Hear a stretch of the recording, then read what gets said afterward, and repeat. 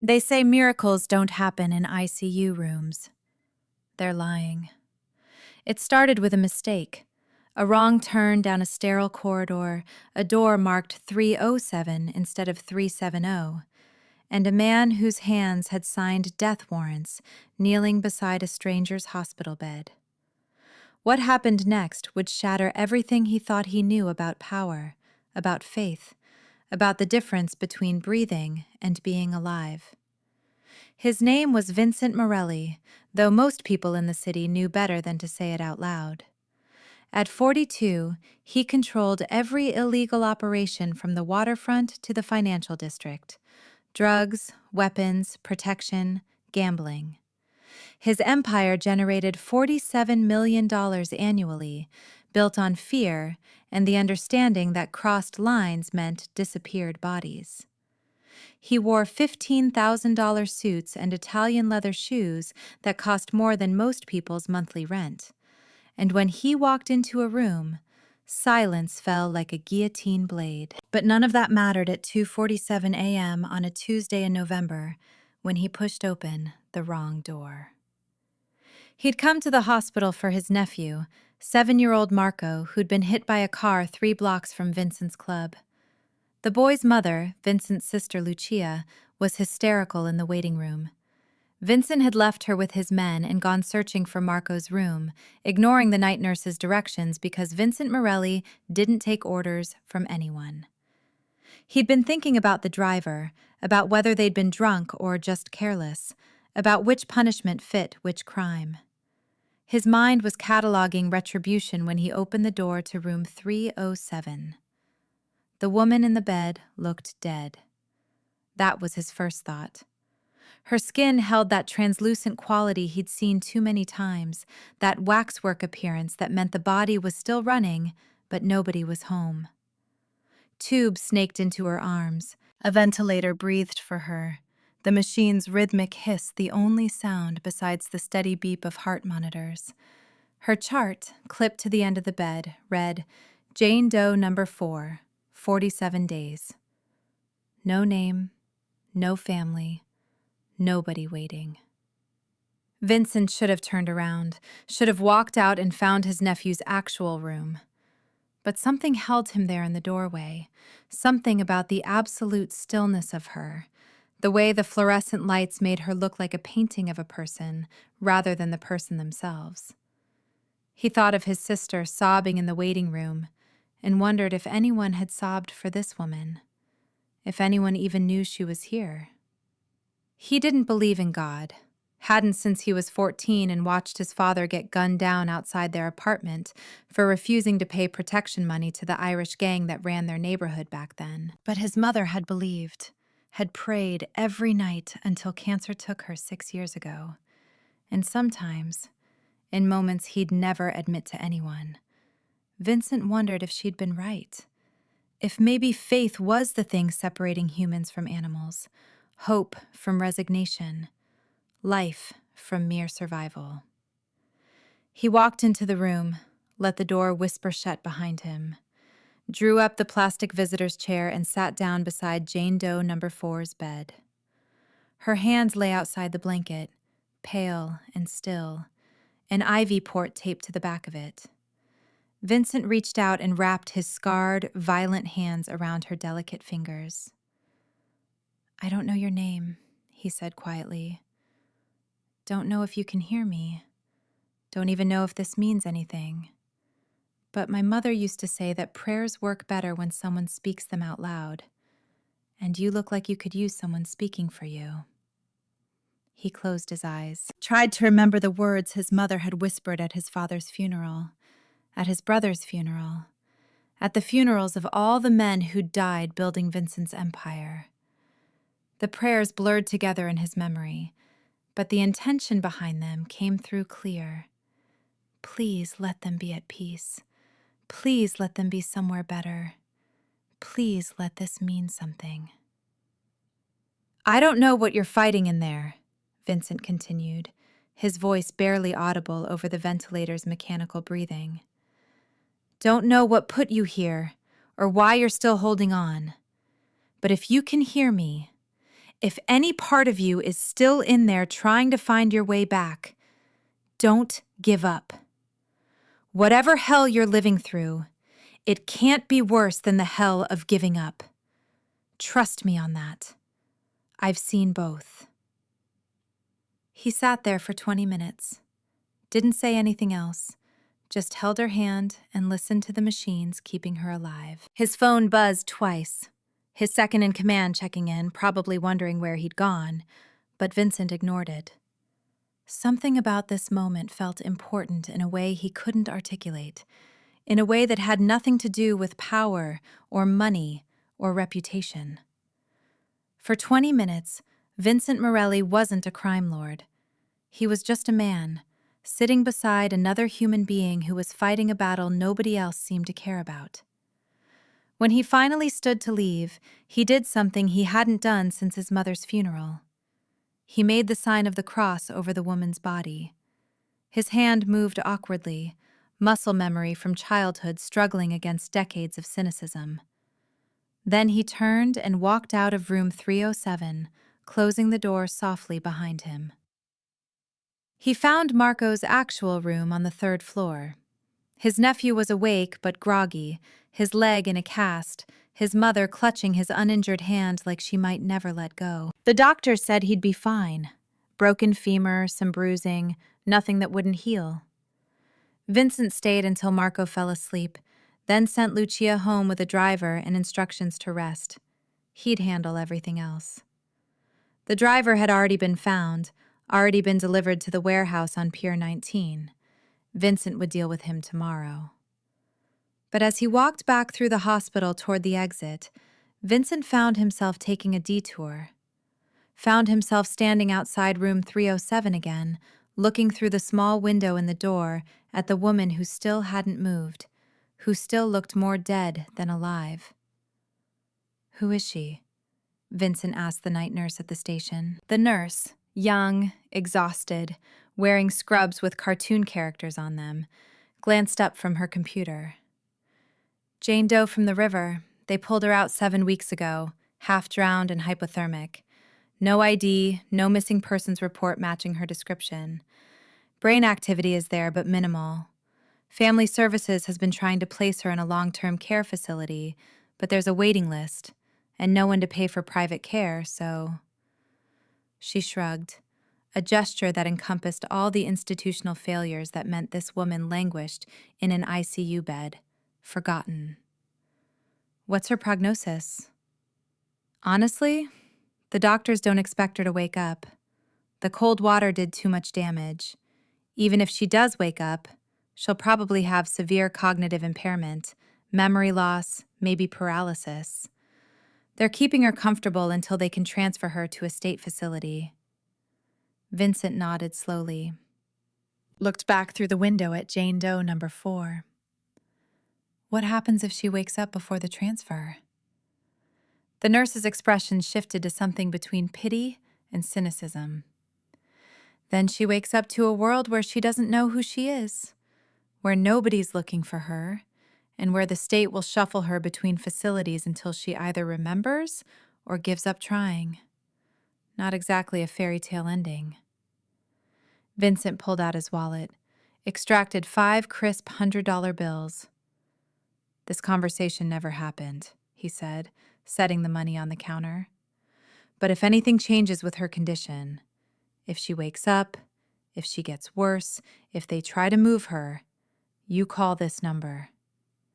He wrote his private line on the back of one of his business cards. The front just said, "V. Morelli, Consulting," with a phone number. Nothing that would raise questions. The nurse stared at the money, then at Vincent, then back at the money. "Why?" "Because everyone deserves someone waiting for them when they wake up," Vincent said, "even if that someone is just a stranger who wandered into the wrong room." He left before she could ask anything else, walked out of the hospital into the November cold, where his driver waited with the engine running and the heat on. Vincent slid into the back seat and closed his eyes, exhausted in a way that had nothing to do with the hour and everything to do with the weight of caring about something beyond his control. "Home, boss?" the driver asked. Yeah, home. But Vincent didn't go home. He went to the warehouse on Pier 19, where the driver who'd hit Marco was zip-tied to a chair, bleeding from the beating Vincent's men had already administered. The man was 43, unemployed, 3 DUIs on his record, and he'd been texting when his truck jumped the curb and slammed into a 7-year-old boy. Vincent looked at him for a long moment. This pathetic waste of oxygen who'd nearly killed his nephew through sheer negligence. Please, the man sobbed. Please, I didn't mean to. It was an accident. Vincent pulled his gun. The man's pleading dissolved into incoherent screaming. Vincent's men watched, waiting for the execution they'd seen dozens of times before. Vincent raised the weapon, aimed. And then he thought about Jane Doe number 4, about the way she'd looked so utterly alone in that hospital bed, about the nurse's casual dismissal of her chances. He thought about his mother's prayers and the sign of the cross he'd made over a stranger's body. He thought about Marco, who was alive and would heal, and about all the people in the world who didn't get second chances because someone like Vincent decided they didn't deserve them. He lowered the gun. Get him out of here, Vincent said. Give him enough money for a bus ticket out of the city. If I ever see him again, if he ever drives anything more powerful than a bicycle again, I'll kill him and everyone he's ever cared about. Make sure he understands that. His men didn't question it. They never questioned Vincent. But he saw the surprise in their eyes as they cut the man loose and dragged him toward the exit. Vincent stood alone in the warehouse, staring at the gun in his hand, wondering what the hell was happening to him. He went back to the hospital the next night, and the night after that, and the night after that. It became a routine. Vincent would handle his business, the meetings with distributors, the negotiations with corrupt officials, the disciplinary actions against subordinates who stepped out of line. And then around midnight, he'd drive to the hospital. He always brought something, flowers the first few times, until he realized how absurd it was to bring flowers to an unconscious woman. Then books. He'd sit in the chair beside her bed and read aloud, thrillers mostly, the kind of pulpy crime novels his mother had loved, full of impossible plot twists and improbable heroes. You'd probably hate these, he told her on the 5th night. They're trash, but good trash. The kind where you know how it ends, but you keep reading anyway because the journey's the point, not the destination. He told her about his day, about the shipment that got intercepted by the DEA, about the corrupt senator who wanted a bigger cut, about Marco's progress in physical therapy. He told her things he'd never told anyone, about his father's death, about the first man he'd killed, about the woman he'd almost married before she realized what he really was and ran. Her name was Sarah, Vincent said on the 12th night. She was a teacher, 2nd grade. She thought I was in import-export, which technically isn't wrong. We were together for 8 months before she saw me at a restaurant with some of my guys, saw the way the owner comped our meal and practically bowed as we left. She started asking questions. I tried to lie, but she was too smart for that. She left the same night she figured it out. Didn't even take the ring. He pulled a small velvet box from his jacket pocket, opened it to reveal a 2-carat diamond solitaire, simple and elegant. Bought this 11 years ago. Never returned it. Don't know why I keep it. Maybe as a reminder that there are some things money and fear can't buy. Or maybe I'm just sentimental in the most pathetic way possible. Jane Doe number 4 didn't respond. Never responded. But Vincent kept coming back. On the 19th night, he arrived to find a different nurse at the station, older, stern-looking, with reading glasses on a chain around her neck. "You're the one who's been visiting 307, she said. It wasn't a question. Vincent tensed, his hand moving instinctively toward the gun he kept in a shoulder holster. That a problem? That depends. Are you family? No. Friend? I don't know her. The nurse studied him for a long moment. Then why? Vincent could have lied, could have invented a connection, a reason that made sense. Instead, he told the truth. Because nobody else does. Something shifted in the nurse's expression. She reached under the counter and pulled out a folder. Her name is Elena Russo, or at least that's what we think it is. Dental records finally came back yesterday. She's 28, went missing from her apartment 6 months ago. Her landlord filed a missing persons report after 3 months of unpaid rent, but the police didn't prioritize it. Single woman, no family, no suspicious circumstances. They assumed she'd left town voluntarily. Elena. She had a name now. Vincent felt something tighten in his chest, some emotion he didn't have words for. Does she have anyone? He asked. Anyone we should contact? The nurse shook her head. Parents died in a car accident when she was 16, raised in foster care, aged out of the system at 18, worked as a waitress at a diner on 7th Street.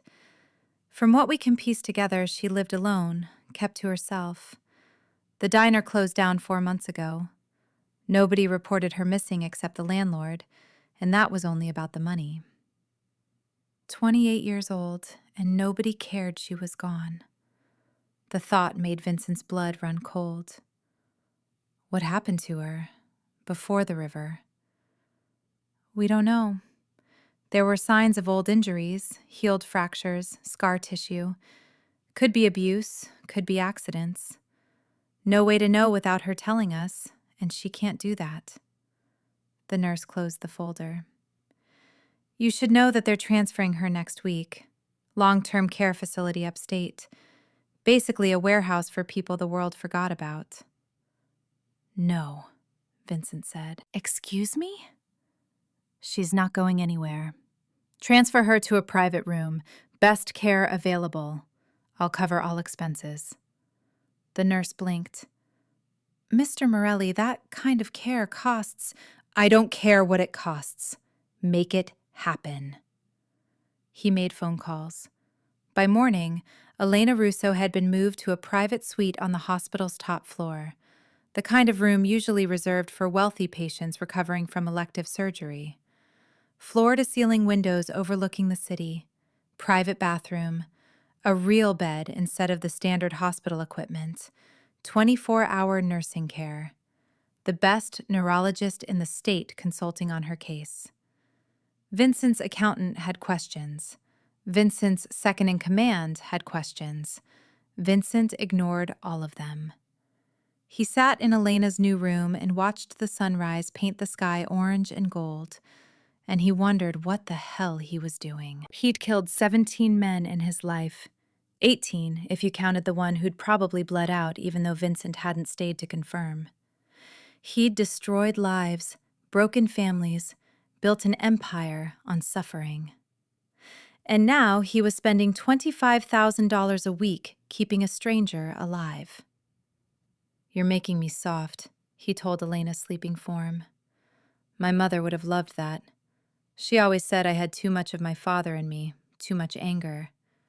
She'd say this is proof there's good in there somewhere. He laughed, but it came out bitter. She'd be wrong. This isn't good. This is selfish. This is me trying to buy absolution, trying to prove to myself that I'm something other than what I am. Elena's heart monitor beeped its steady rhythm. The morning sun made her look almost healthy, the pale translucence of her skin seeming more like porcelain than death. But you don't care about any of that, Vincent continued. You're just trying to survive, trying to find your way back from wherever you went when the water pulled you under. And maybe that's enough. Maybe keeping you alive until you can fight your own battles again is enough. He stood to leave, paused at the door. Elena Russo, he said, testing her name. I'm going to make sure you wake up. And when you do, I'm going to make sure you have a life worth waking up to. It became an obsession. Vincent hired investigators to piece together Elena's life. They tracked down former coworkers from the diner, talked to her landlord, pulled records from the foster care system. The picture they assembled was devastating in its loneliness. Elena had lived in 17 different foster homes between ages 16 and 18. Never stayed anywhere long enough to form real connections. Graduated high school with decent grades, but no money for college. Worked minimum wage jobs, retail, food service, cleaning. Always one missed paycheck away from homelessness. Her apartment had been a studio in the worst part of town, $600 a month for a room barely big enough for a bed and a hot plate. The investigators found something else, too. 3 months before she'd disappeared, Elena had been treated at a free clinic for bruises and a cracked rib. She'd claimed she fell downstairs. The clinic had their suspicions, but no proof, no follow-up. Standard story. Woman in an abusive relationship, too scared or too beaten down to ask for help. Vincent had his men run every name connected to Elena's life through their databases. Took them 4 days to find him. Derek Moss, 34, with a record for assault and battery. He'd worked as a line cook at the same diner where Elena waitressed. Couple of coworkers remembered seeing them together, remembered Derek giving Elena rides home, remembered the way she'd started wearing long sleeves even in summer. Derek still lived in the city, had a new job at another restaurant, had a new girlfriend who probably didn't know what he was capable of yet. Vincent went to see him personally. He waited in Derek's apartment, broke in while Derek was at work and made himself comfortable. When Derek came home at midnight, tired and smelling like fryer grease, he found Vincent Morelli sitting on his couch in the dark. "Who the?" Derek started, reaching for the light switch. "Leave it off," Vincent said. His voice came out of the darkness like a blade. "Sit down, Derek." "I don't know who you think you are, but you need to get the hell out of my—" Vincent stood. He was 6 inches shorter than Derek and probably 40 pounds lighter. But when Vincent Morelli moved, the air itself seemed to bend around him. Derek sat down hard in the chair by the door, his bravado evaporating. "Elena Russo," Vincent said. "Tell me about her." Even in the dark, Vincent saw Derek's face change, saw the recognition, the calculation, the fear. "I don't know any—" Vincent pulled his gun, didn't aim it, just held it loose in his hand, a casual reminder of the power dynamic. "Try again. And remember that I already know the answer, so lying just pisses me off." Derek's breathing went shallow. "She was just some girl I knew. We dated for a while. Didn't work out." "Didn't work out," Vincent repeated. "That's an interesting way to describe putting a woman in the hospital. Is that what happened, Derek? Things just didn't work out?" "I never— She's lying if she—" "She's not saying anything. She's been in a coma for 7 weeks. Vincent took a step closer. "So I'm asking you, what happened to Elena Russo?" The story came out in pieces, Derek's voice cracking as he confessed. They dated for 2 months. Elena had tried to end it. Derek hadn't accepted that. There'd been an argument at her apartment. He'd grabbed her, shook her, thrown her against the wall. She'd fought back, which had made him angrier. He'd hit her, more than once, left her bleeding on her apartment floor and told her if she went to the police, he'd kill her. I didn't mean for it to be that bad," Derek stammered. "I just lost my temper. I went back the next day to apologize, but she was gone. I figured she'd finally gotten smart and left town." Vincent stood perfectly still. The gun felt heavy in his hand, heavy with the weight of justice denied and rage barely contained. "You figured she left town," he said quietly. "You beat a woman half to death, threatened to kill her, and then just assumed everything worked out fine? I didn't know. She jumped in the river, Derek. Threw herself off the Morrison Bridge because she'd rather drown than risk you finding her again. And the water was so cold that night that it stopped her brain, put her in a coma, turned her into a ghost. She's been lying in a hospital bed for 7 weeks with no name, no family, no one who cared if she lived or died, and you didn't know. Derek was crying now, pathetic, gulping sobs. I'm sorry. I'm so sorry. Please, I didn't mean... Vincent raised the gun, aimed at Derek's head. His finger rested on the trigger, 1 pound of pressure away from ending this waste of oxygen. It would be easy, simple, just... Derek Moss didn't deserve to breathe the same air as the woman he'd tried to destroy. But Vincent thought about Elena lying in that hospital room. Thought about all the choices that had led her to the bridge, to the freezing water, to the edge of death. Thought about what she'd want if she could speak for herself. Thought about the difference between justice and revenge, between protecting the vulnerable and becoming the thing they feared. He lowered the gun. You're going to confess, Vincent said. You're going to walk into the police station tomorrow morning and tell them everything you just told me. You're going to accept whatever consequences come from that. And if you ever, in your entire miserable life, think about raising your hand to another woman, I'll know. And I'll come back. And next time, I won't be nearly this merciful. You can't. The police won't believe. They will. Because I'm going to make sure they do. Vincent pulled out his phone. Press stop on the recording app that had been running since Derek walked in the door. And because you're going to want to cooperate when you realize the alternative is me releasing this confession to every criminal organization in the city, along with your name and address and a note explaining that you like to hurt women. See how long you survive that. He left Derek sobbing in his apartment, made some calls. By morning, Derek Moss was in custody, confessing to assault with a deadly weapon, terroristic threats, and attempted murder. The prosecutor, who owed Vincent several favors, promised to push for the maximum sentence.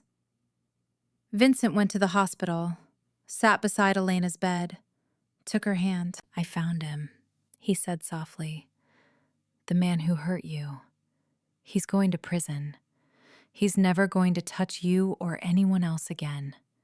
He paused. I almost killed him. Wanted to.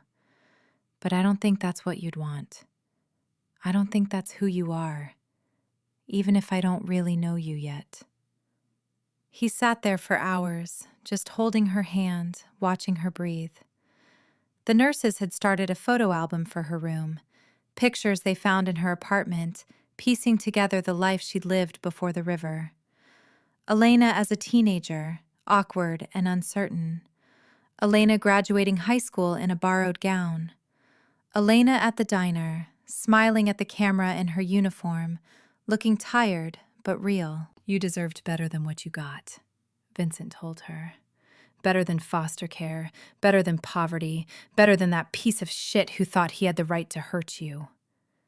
And when you wake up, not if, when, I'm going to make sure you get everything you deserved all along. On the 47th day of her coma, on a Thursday afternoon while Vincent sat reading beside her bed, Elena Russo opened her eyes. It wasn't dramatic. She didn't gasp or sit up or speak. Her eyes just opened, slowly, like someone waking from a deep sleep.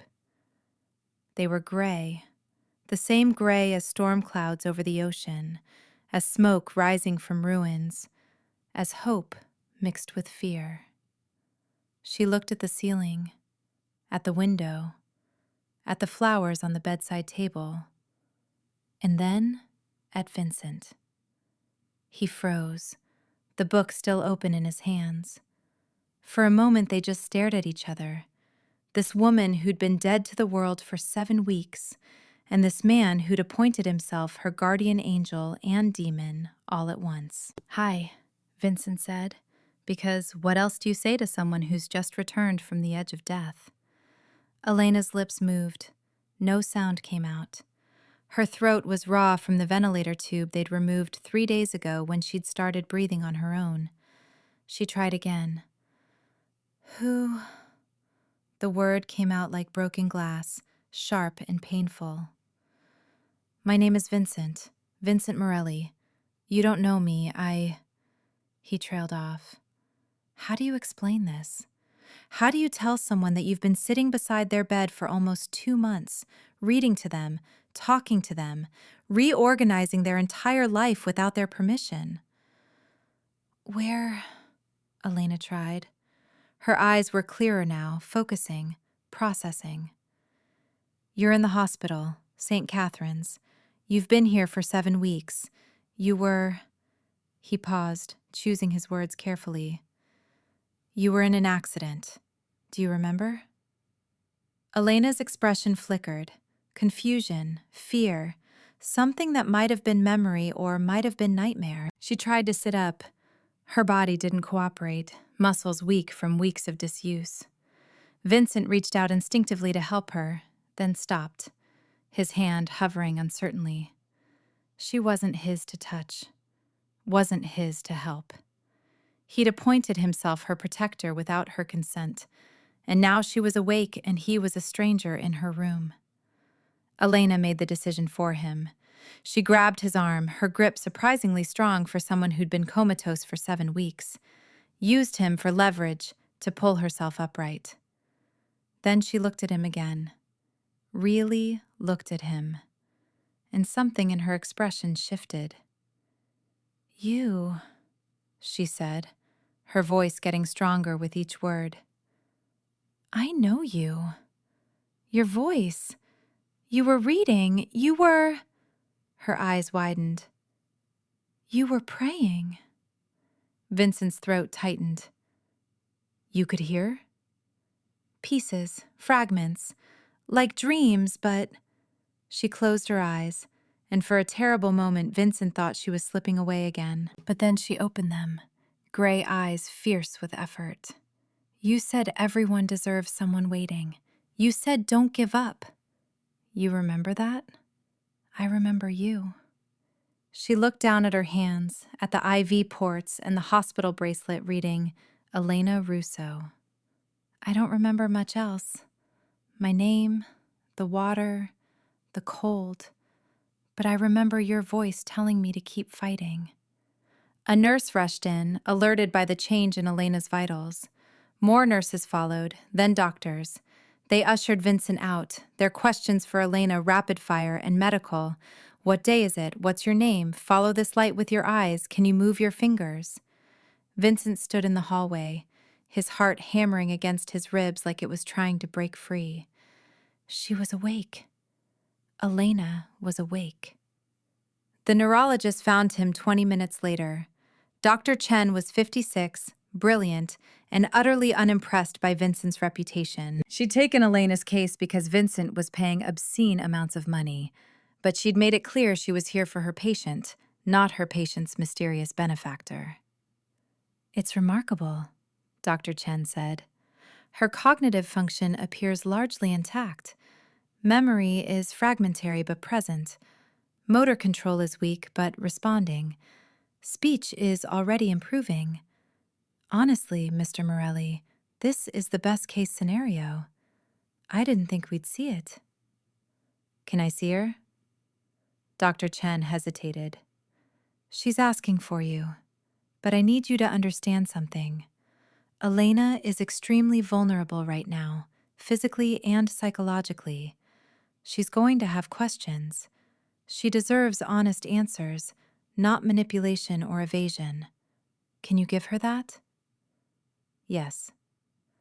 And when she's recovered enough to make her own decisions about her care, about who's involved in her life, you'll respect those decisions, even if it means walking away? The question hit like a punch. Vincent had spent 7 weeks building his life around Elena Russo, around saving her, protecting her, giving her the life she deserved.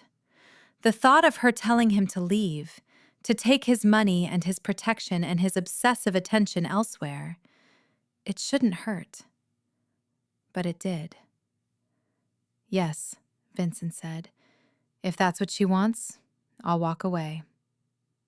Dr. Chen studied him for a long moment. I'm not sure I believe you, but Elena's asking for you, so I'm going to let you in. Don't make me regret it. Elena was sitting up when Vincent entered. They'd removed most of the tubes, leaving just an IV and a heart monitor. She looked small in the hospital bed, diminished by weeks of unconsciousness, but her eyes were alert, sharp. Sit, she said, gesturing to the chair beside her bed. The same chair Vincent had occupied almost every night for 7 weeks. He sat. Tell me the truth, Elena said. All of it. Who you are, why you're here, what happened while I was...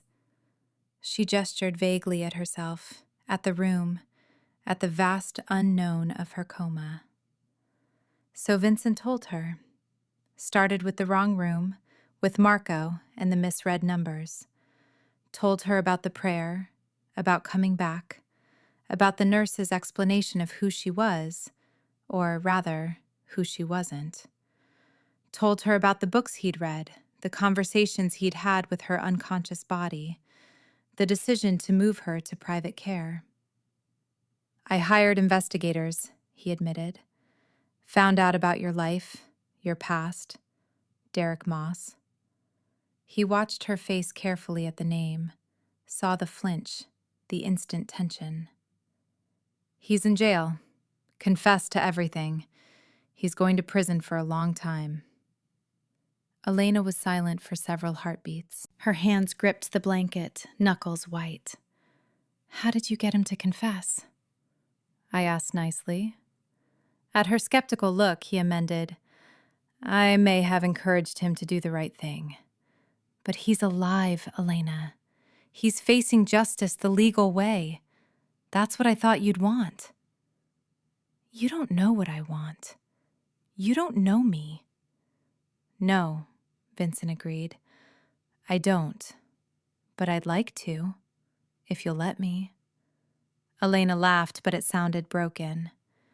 You've been sitting beside my bed for 7 weeks, reading to me, paying for my care, hunting down the man who put me in the river, and now you want to get to know me? Isn't that backwards? Probably. I don't have a good explanation. I saw you and I couldn't walk away. Simple as that. Nothing about you is simple. She gestured at his suit, at the expensive watch, at the way he carried himself like someone accustomed to power. The nurses talk. They think I can't hear them, but I can. They say you're dangerous, that you run half the city, that people are afraid of you. All true. So why would someone like you care about someone like me? Vincent leaned forward, elbows on his knees. When I was 14, my father was killed for being in the wrong place at the wrong time. When I was 23, I watched my brother die in my arms because he tried to leave the life, and someone decided to make an example of him.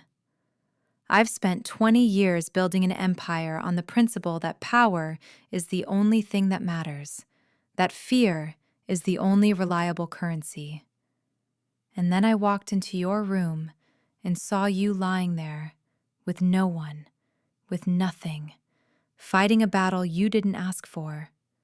And I realized that all my power, all my money, all my fear, it's meaningless if I can't use it to help someone who needs it. That's not an answer. It's the only answer I have. Elena studied him.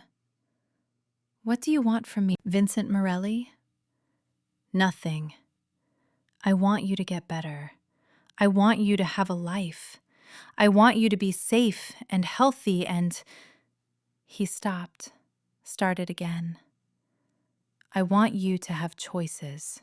That's all. Everything I've done was about giving you choices you didn't have before. Except the choice about whether you did any of this in the first place. You're right. I'm sorry. The apology seemed to surprise her. She blinked, her gray eyes searching his face. What happens now? That's up to you. Dr. Chen says you'll need physical therapy, maybe some occupational therapy for the memory issues. I've arranged for... He caught himself. I'd like to arrange for the best care available, but only if you want it. If you'd rather handle things yourself, or if you have family or friends you want to contact. I don't. The words came out flat, final. No family, no friends, just foster parents who were happy to get rid of me, and a string of jobs where nobody noticed when I stopped showing up. She looked at her hands. Derek was right about one thing. I'm easy to forget. No, Vincent said, the word coming out harder than he intended. He was wrong about everything, including that. You're not forgettable, Elena. You fought your way back from death. You survived things that would have broken most people. That's not forgettable. That's extraordinary. Her eyes met his, searching for the lie, the manipulation, finding neither. I don't know if I can trust you. I don't know if you should. I'm not a good man, Elena. I've done terrible things. I'll probably do more terrible things. But I promise you this. I will never hurt you. I will never lie to you. And if you tell me to leave, I'll leave. And you'll never see me again. Just like that? Just like that. She was quiet for a long time. Vincent waited, his heart doing something complicated in his chest. This was the moment. This was where she either let him stay or told him to disappear. He'd promised Dr. Chen he'd respect her decision. He'd promised himself. But the thought of walking away from Elena Russo, of never seeing her fierce gray eyes again, of leaving her alone when she'd only just woken up, it felt like dying. Stay, Elena said finally. For now. But I want honesty, Vincent. I want to know who you really are, what you really do. I want to understand this before I decide anything. Deal. The honesty started that night. Vincent told Elena about his empire, the drugs, the weapons, the protection rackets, told her about the violence, about the men he'd killed, about the thin line between justice and murder that he walked every day. He expected her to be horrified, expected her to tell him to leave and never come back. Instead, she asked questions. Do you enjoy it? The violence? No, but I'm good at it, and it's necessary sometimes. Have you ever killed someone who didn't deserve it? Vincent thought about that, really thought about it. I don't know. I thought they all deserved it at the time, but looking back, with distance, probably yes. Does that bother you? It should bother me more than it does. But it bothers you some. Yes. Elena nodded slowly. At least you're honest about it. Over the next 3 weeks, as Elena progressed through physical therapy and began to remember more of her life, Vincent visited every day. Sometimes he sat quietly while she worked through painful exercises, relearning how to walk steadily, how to grip objects without trembling. Sometimes they talked, about her childhood in foster care, about his rise through the criminal underworld, about books and movies and all the small things that make up a life. He learned that she'd wanted to be a teacher before poverty and circumstance forced her into minimum wage survival. That she loved old movies, the kind in black and white where everyone spoke in rapid-fire dialogue. That she'd never been outside the city, never seen the ocean except in pictures. That Derek Moss had been the first person to show her attention in years, which was why she'd ignored the warning signs until it was too late. "I thought I could fix him," she admitted one afternoon 3 weeks after waking. They were in the hospital's garden, Elena in a wheelchair because she's still tired easily. "I thought if I was patient enough, kind enough, he'd stop being angry, stop hurting me." Classic stupid mistake. It's not stupid to want to see the good in people. It is if there's no good to see. She looked at Vincent. "Like you said, you're not a good man. You do terrible things. So why am I not afraid of you?" "I don't know. Maybe you should be." "But I'm not." She reached out and took his hand. It was the first time she'd initiated physical contact since waking up. Vincent's breath caught. "You know what I remember most clearly from the coma? Your voice. You were the only real thing in all that darkness, the only thing that made me want to fight my way back." "Elena, I'm not saying I love you. I don't even know you, not really. But I trust you, which is insane considering everything you've told me. And I want to keep knowing you. I want to understand how someone can be both the person who runs the city's underworld and the person who prayed over a stranger in a hospital bed." Vincent brought her hand to his lips, kissed her knuckles gently. "I want that too." The relationship that developed over the next month was strange and halting, built on brutal honesty and the peculiar intimacy of someone who'd watched you fight for your life. Vincent continued to handle his business, the shipments, the meetings, the occasional necessary violence, but he carved out time for Elena every day, brought her books, took her for walks when she was strong enough, sat with her through nightmares when the memories of Derek, of the river, of the drowning cold became too much. Elena moved slowly back into the world. Vincent had her old apartment cleaned out, her few possessions stored. He offered to set her up somewhere new, somewhere safe and comfortable, but she insisted on seeing it first, on understanding what she'd lost. The apartment was worse than Vincent had imagined, dingy, cramped, smelling of mildew and desperation. Elena stood in the doorway and looked at the space where she'd lived for 3 years, where she'd been beaten, where she'd made the decision to jump rather than stay. "I'm not going back here," she said quietly. "But I needed to see it. Needed to remember how far I'd come from this." Vincent found her a place in a better neighborhood. 1 bedroom, bright and clean, with actual heat and windows that locked. Paid a year's rent up front. Helped her move in the few things worth keeping from her old life. Photographs, a few books, a coffee mug shaped like a cat that she'd bought at a thrift store. "This is too much," Elena said, standing in her new living room. "It's not enough.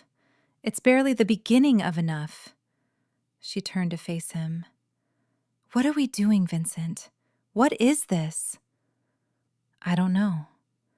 I just know I don't want to do it without you." Elena crossed the room, stood close enough that Vincent could count the flecks of darker gray in her eyes. "I'm damaged goods. Trauma, nightmares, trust issues. I don't have money or connections or anything to offer someone like you." "You're wrong about all of that.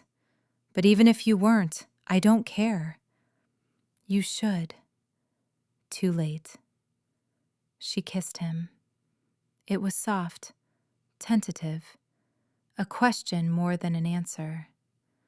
Vincent froze for half a second, giving her the chance to change her mind, then kissed her back. The world narrowed to the taste of her, the warmth of her, the impossible reality that Elena Russo was alive and in his arms and choosing him, despite everything she knew about who he was.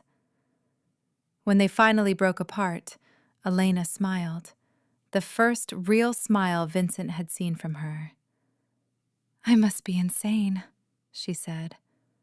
"Probably, but so am I." They built something together over the next 4 months. Elena enrolled in community college, working toward the teaching degree she'd always wanted. Vincent paid for it without discussion, the same way he paid for her therapy sessions, her new clothes, the car he bought her when she passed her driver's test. She protested at first, uncomfortable with accepting so much, but eventually she understood that this was how Vincent showed love, through action, through provision, through removing the obstacles that had kept her trapped in survival mode her entire life. Vincent, for his part, tried to be better, tried to find solutions that didn't involve violence first. Let more people walk away with warnings instead of bullets. It didn't make him a good man. He was still running the same empire, still profiting from human weakness and systemic failure. But Elena's presence in his life made him want to be less terrible. "You're going soft, boss," his second-in-command said one night after Vincent negotiated a peaceful settlement with a rival organization instead of starting a war. "Maybe. Or maybe I'm getting smart. Wars cost money and draw attention. Peace is more profitable." But they both knew the real reason.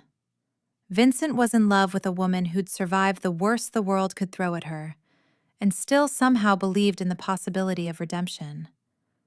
That kind of faith was contagious. Everything changed on a Tuesday in March.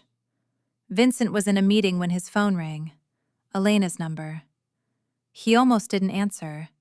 She knew not to call during business hours unless it was an emergency, but something made him pick up. "Vincent."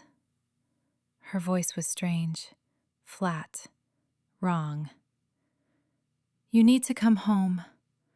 Now." He was moving before she finished the sentence, leaving his men mid-negotiation, his driver scrambling to keep up. "What's wrong? Are you hurt?" "I'm fine, but there's someone here you need to meet." Vincent's mind raced through possibilities: cops, feds, rivals who'd found out about Elena and targeted her. He had his gun out before he hit the sidewalk, his driver running red lights to get him to Elena's apartment. He took the stairs 3 at a time, found Elena's door unlocked, pushed it open, ready for anything. Except what he found. Elena stood in her living room. Beside her, holding her hand, was a little girl, maybe 4 years old, with dark hair and gray eyes exactly like Elena's. The child clutched a worn stuffed rabbit and stared at Vincent with an expression that managed to be both terrified and defiant. "Vincent," Elena said, her voice shaking. "This is Lily. She's my daughter." The world tilted sideways.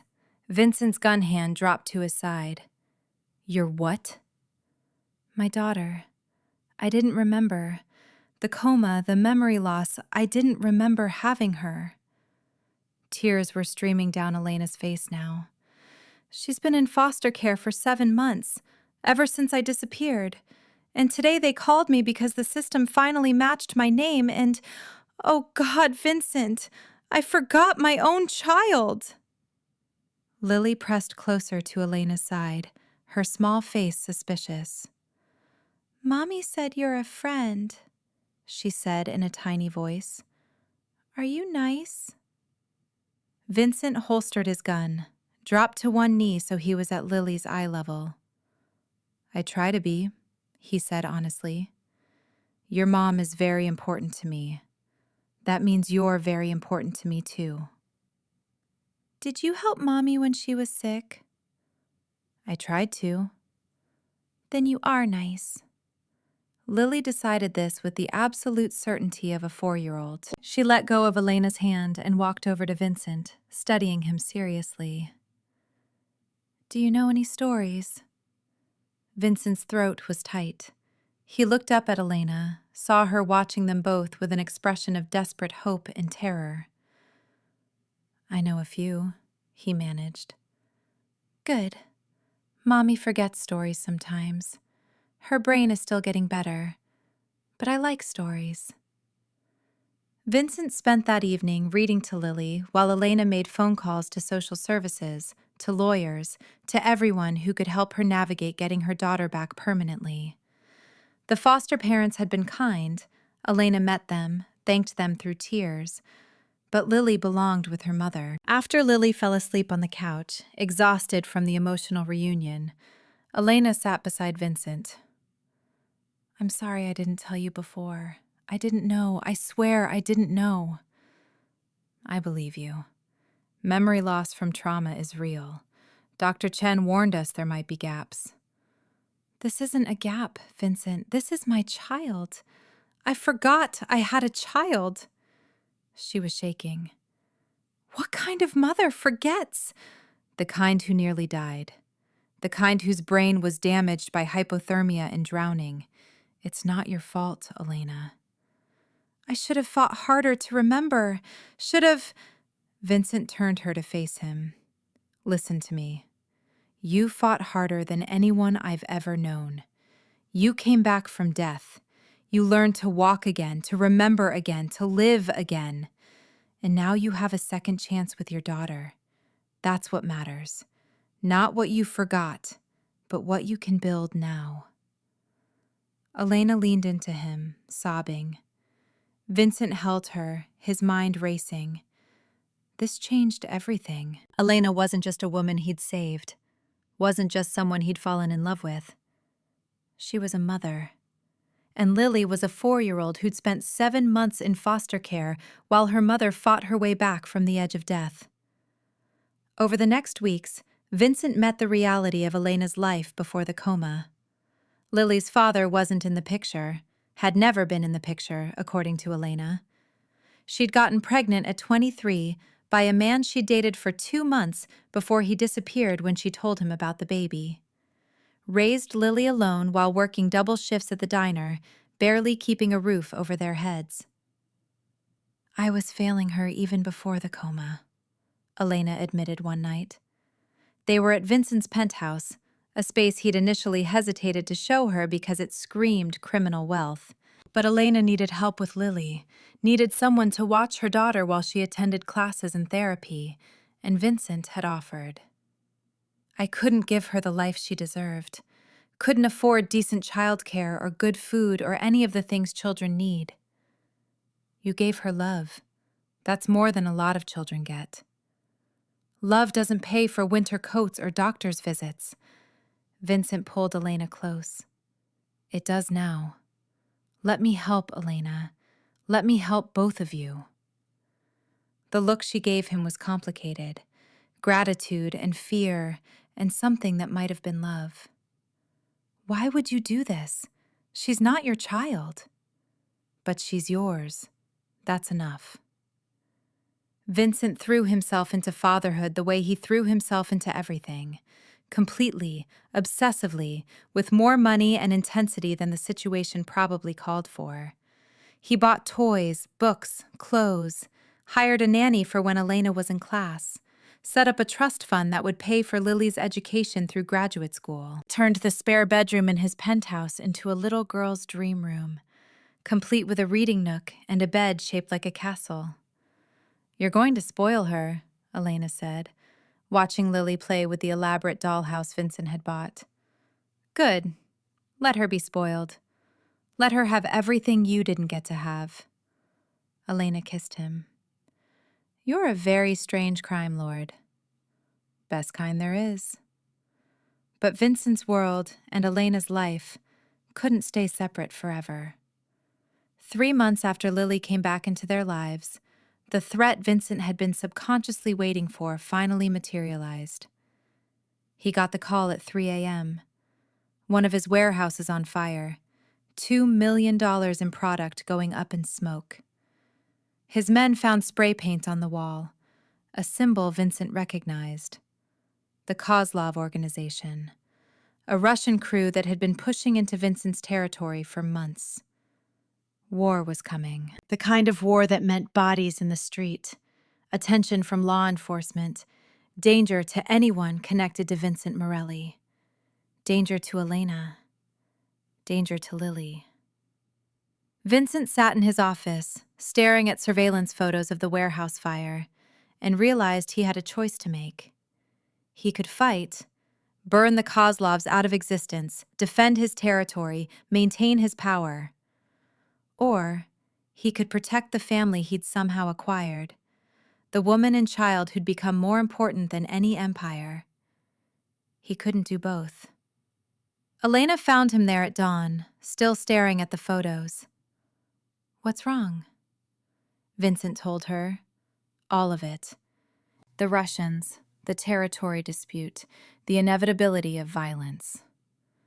"It's going to get ugly," he finished. "People are going to die. Maybe me. Maybe anyone close to me." Elena's face went pale. "Lily, I won't let anything happen to either of you. I've already arranged security, armed guards, safe house, everything you need to disappear if necessary." "Vincent, I know what you're going to say. That this is the life I chose, that I can't run from it, and you're right. But I need you and Lily safe. That's non-negotiable." Elena sat on the edge of his desk. "What if there was another option?" "There isn't." "What if you walked away?" Vincent stared at her. "From the organization?" "Elena, I can't just... People don't retire from this life." "Why not? You've spent 20 years building this empire. You have enough money to live comfortably forever. Why not leave before the Russians or someone else kills you?" "It's not that simple." "Make it that simple." She took his hands. "You told me once that you wanted me to have choices. Well, I want you to have choices too. You can keep fighting until someone puts a bullet in you, or you can walk away and build a different life. With me. With Lily. With some version of yourself that isn't defined by violence and fear." "They'll see it as weakness. They'll come after me." "Then we disappear. Change our names. Move somewhere far from here. Start over. People do it all the time." "Not people like me." "Then be different. Be better." Her eyes were fierce. "You saved my life, Vincent. You gave me a second chance when I had nothing. Let me return the favor. Let me give you a reason to walk away from all of this." Vincent thought about Lily, about the way she'd started calling him Uncle Vincent, about the bedtime stories and the laughter and the absolute trust in her gray eyes. Thought about Elena, about waking up beside her, about the impossible gift of being loved by someone who knew exactly what he was and chose him anyway. Thought about his empire, his power, his reputation. It wasn't a hard choice. "Okay," he said. "Okay, I'll walk away." It took 3 months to extract himself from the organization. Vincent promoted his second-in-command to take over operations, negotiated peace with the Russians, distributed his assets, and settled old debts. He kept enough money to live comfortably. $47 million in legitimate investments, real estate, offshore accounts, but gave the rest back to the organization. Made it clear he was out. Done. Retired. Some of his men understood. Most didn't. But Vincent was Vincent Morelli, and when he said he was walking away, people believed him. The hardest part was the last meeting with his inner circle. These were men he'd fought beside for 20 years, men who'd taken bullets for him, men who'd built their lives around his empire. "Why?" his former second-in-command asked. "You're at the top. You won. Why walk away now?" Vincent thought about lying, about giving them some story about the game changing, about wanting out before the feds closed in. But these men deserved the truth. "I met someone," he said simply. "Someone who makes me want to be something other than this. And I'm choosing her. I'm choosing the possibility of being better." They nodded. Understanding or not understanding, it didn't matter. Vincent was out. He married Elena 3 months later, a small ceremony with just Lily and a few witnesses. Elena wore a simple white dress. Lily was the flower girl, taking her job very seriously. Vincent couldn't remember ever being this happy. They moved to a small coastal town 3 hours north of the city, bought a house with a yard where Lily could play. Vincent used a fraction of his money to open a bookstore, the kind of quiet, unprofitable business that existed because someone loved books, not because it made financial sense. Elena finished her teaching degree and got a job at the local elementary school. Lily started kindergarten, made friends, had playdates and birthday parties and all the normal childhood experiences Elena had never gotten. At night, Vincent read her stories. Not crime novels anymore, but children's books about dragons and princesses and adventures that didn't involve anyone dying. "Are you happy?" Elena asked him one evening. They were on their porch, watching Lily chase fireflies in the yard. "Do you miss it? The power, the control, the fear?" Vincent pulled her close. "Sometimes. Old habits die hard. But then I look at this." He gestured at their daughter, their home, their quiet life. "And I realize this is the thing I should have been fighting for all along." 2 years after leaving the city, Vincent got a call from his former second-in-command. The Russians had broken the peace. There was going to be a war. They needed Vincent back, needed his strategic mind, his reputation, his willingness to do what was necessary. "No," Vincent said. "Boss, they're going to destroy everything we built. Then let them. I'm not that person anymore. I can't be that person anymore." He hung up, looked at Elena, who'd heard the whole conversation. "Did I do the right thing?" "Yes, because that empire was built on suffering. This life," she took his hand, placed it over her heart, "is built on love. That's always the right choice." 3 years after the hospital, after the wrong room and the impossible prayer, Vincent Morelli stood in his bookstore and watched Elena help a customer find the perfect book for her daughter. Lily was at a friend's house, probably covered in mud and joy. Vincent's past was a distant, dark thing, still there but no longer defining him. He thought about the moment that changed everything, seeing Elena in that hospital bed, making the choice to care about a stranger, refusing to walk away from someone who needed him. That single decision had led to all of this: the family, the peace, the possibility of redemption. Elena looked up and caught him staring, smiled, blew him a kiss. "I love you," Vincent mouthed. "I know," she mouthed back. And in that moment, in that quiet bookstore in a town where nobody knew who Vincent Morelli used to be, he understood something fundamental.